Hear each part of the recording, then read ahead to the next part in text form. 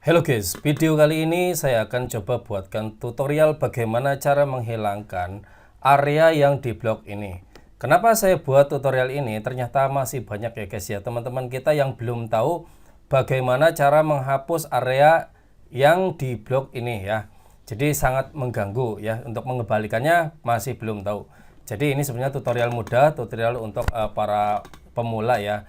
Namun tidak ada salahnya saya upload karena mungkin banyak juga ya penonton di channel saya ini adalah penonton-penonton yang masih belajar seperti itu ya. Oke, baik, kita langsung saja ke sebelahnya ya. Jadi biasanya ini kita akan mengekspor video ya, atau merender video.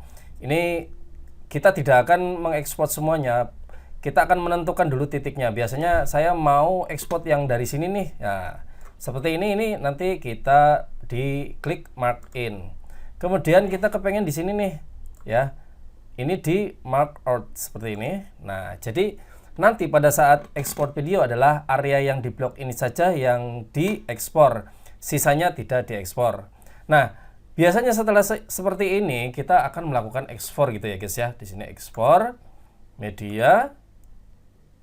Oke, setelah ini semua biasanya langsung kita ekspor. Tapi ini tidak saya ekspor karena ini hanya sebuah contoh ya guys. Setelah kita mengekspor ya, atau merender video ini, kemudian kita kembali ke tampilan workspace semula seperti ini. Tapi pada saat kita akan melanjutkan pengeditan gitu kan, tapi masih ada area yang di blok seperti ini. Bagaimana cara menghilangkannya?